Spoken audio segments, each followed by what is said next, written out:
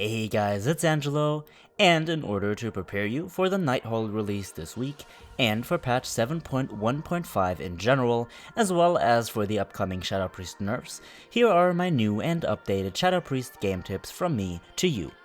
A lot of things have changed since last patch when it comes down to our playstyles, and all in all, the Shadow Priest has never been as versatile since Legion as it is currently. Now today, we are discussing talent choices for Mythic Plus dungeons and for raids, as well as current stat weights and rotations. Now of course, without any further ado, let's go right ahead and have a look. Now, the main factors that have changed this patch are pretty straightforward. Surrender to Madness has been nerfed, Legacy of the Void and Shadow Crash have been buffed, while Mind Spike has been completely removed and a new talent, Misery, as well as Lingering Insanity have been added. Since we no longer maintain Lingering Insanity during our non-Void form periods, and since Surrender to Madness has been nerfed to an extent where it is really not feasible anymore in most cases, our go-to talent choice changes significantly, but it does make perfect sense. Twist of Fate increases damage the most in its tier, while Lingering Insanity as a talent is now a must-have, followed by Sand Lane, Power Infusion, and Legacy of the Void. Some of these talents can be switched around in certain scenarios, and I will get to that in a minute, but let's look at this more in detail.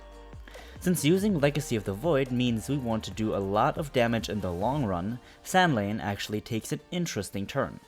On top of that, the recent stat pruning has affected the effectiveness of Auspicious Spirits, and that, on top of Surrender to Madness only granting 100% more insanity generation, Auspicious Spirits simply doesn't prove effective enough to maintain high Surrender to Madness uptime, aka getting to high stacks.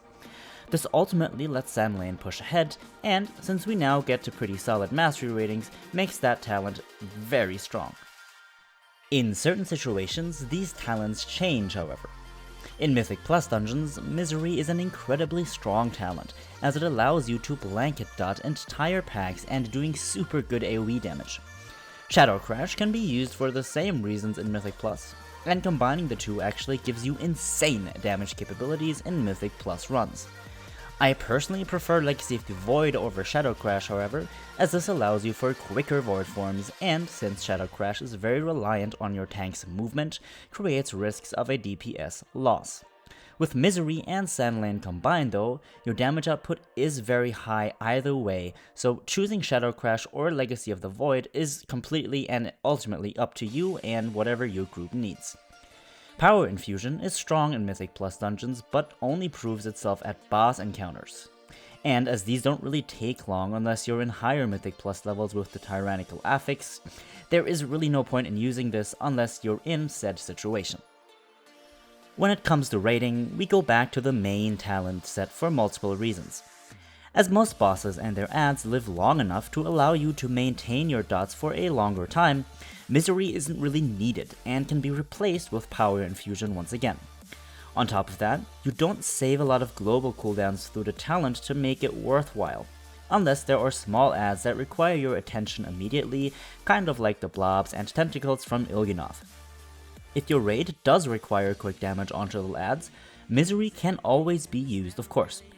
As there is no true single target boss in the Nighthold, and bosses like Scorpion do spawn little adds, you may very well find yourself with Misery instead, but again, in any other situation you will want to take Power Infusion for the most damage. Surrender to Madness can also still be used in certain situations where the fight won't last longer than around 4 minutes. If you choose to use it, we revert back to our old talent set, so Reaper of Souls, Auspicious Spirits, and Power Infusion. Keep in mind that in order to use Surrender to Madness effectively, you will need a lot more haste than previously. Try aiming for around 12,000 haste in order to fight the drain, and be aware that reaching your third Void Torrent channel will now require incredible awareness, timing, and a few adds to cleave and proc some extra Auspicious Spirits. When it comes to what stats you want to go for, some things have changed since the patch. First off, you want a lot more haste than you previously had, but you will also probably find yourself with more haste on your gear, or in total rather. I am currently at 11,300 haste and have actually decided to go for mastery completely at this point. Now, being at 60% mastery, my dots and my Void Bolt deal 60% more damage, and this, paired with Sand Lane, makes your Vampiric Touch an incredibly strong spell. Critical strike rating is not as important anymore due to the Auspicious Spirit's nerf, and can now be held at around 4000. You will want to replace most of your items for higher item leveled gear if you're under 880 item level, but once you start getting serious haste and mastery stats, intellect becomes a little bit less valuable, and you will find yourself trading 895 items for 885 items pretty frequently. At least that has been the case for me. This may change with Nighthold gear, however, as we will find ourselves with better gear off the bat, meaning more haste and mastery baseline as well as more intellect. Last but not least, let's discuss your rotation. Not much has changed here really, and you will still want to keep your Void Bolt on cooldown while in Void form, using Mind Blast and Mind Flay as filler spells. Mind Sear has now become a passive of your Mind Flay, and if you Mind Flay a target that is dotted with Shadow Word Pain, you will now do some splash damage onto the surrounding targets. Similarly, your Void Bolt now extends the duration of all targets around and including your initial target, meaning that you don't have to split your damage anymore to maintain your dots should your enemies be closely together. This makes it very easy to maintain your damage on multiple targets indefinitely if they are stacked, but makes it very difficult to maintain your damage onto multiple targets if they are split up.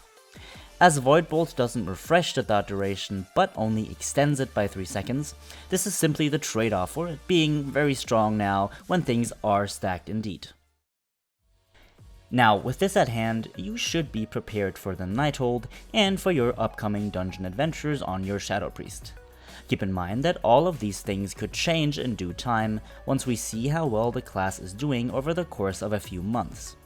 Overall, the Shadow Priest is very strong at the moment, and the bosses in the Nighthold, as well as current Mythic Plus dynamics, allow you to deal high amounts of damage while enabling fun, involving, and fast-paced gameplay.